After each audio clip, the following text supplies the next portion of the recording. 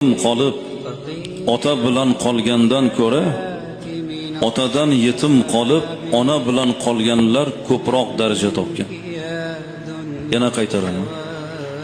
Onasidan yetim qolib ota bilan qolgandan ko'ra otasidan yetim qolib ona bilan qolganlar ko'proq daraja topgan. Imom Buxoriyni olim qilgan onalari bo'ladi. Imom Shofi'iyni olim qilgan onalari bo'ladi. Sufyon Savriyni otalari vafot etdi.